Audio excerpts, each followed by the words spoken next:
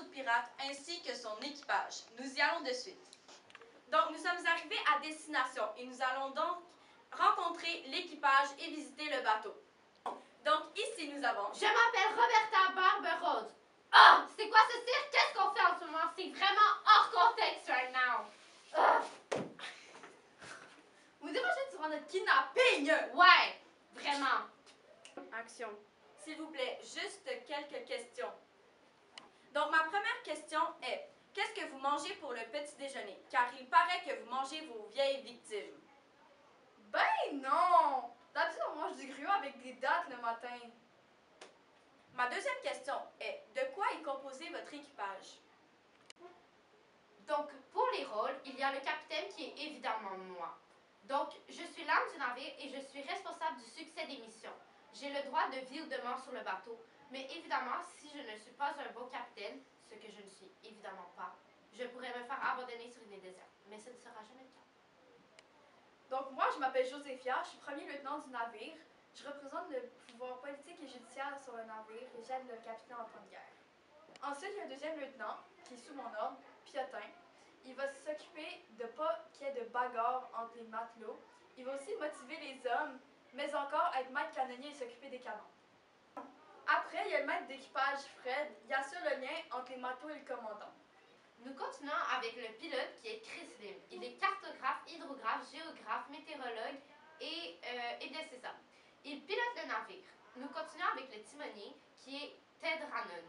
Lui, en cas de dérive à cause du vent, il va réajuster le bateau et les voiles. Nous continuons avec le charpentier qui est Rhys. Il s'occupe de la structure du navire. Deuxièmement, nous avons le calfa. Il s'appelle Alfred et il s'occupe que le bateau ne soit pas trop humide ou qu'il ne pourrisse pas. Pour terminer, nous continuons avec le voilier qui est Ratterri. Il s'occupe du voilier, de la voile et du cordage. Ensuite, il y a Ratio, le chirurgien. Il s'occupe des blessés et des malades sur le bateau et il s'occupe des soins. Action. Ensuite, il y a Hermé, le cambusier. Il s'occupe des vivres, de l'eau, du bois brûlé et des autres réserves. Pour terminer en beauté, nous terminons avec le chef Christophe, qui est notre cuisinier. Notre morale dépend souvent de ce qu'il va nous servir comme plat. Wow! Beaucoup de monde!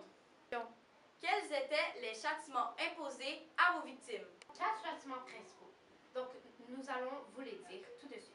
Le premier était que nous accrochions la victime à la vergue, c'est-à-dire au bout du navire, et nous la laissions tomber brutalement dans l'eau pour qu'elle se noie et meure. Ensuite, l'homme, la victime, devait passer entre une double aile matelot qu'il fouettait avec des fouets coupants. Pour terminer avec la troisième, nous allons vous dire que celle que nous allons parler est celle la plus connue. Donc, la victime était abandonnée sur une île déserte et nous la laissions mourir de faim et de soif. Nous avons un quatrième châtiment, sauf que nous ne pouvons pas en parler car c'est beaucoup trop cruel. Action!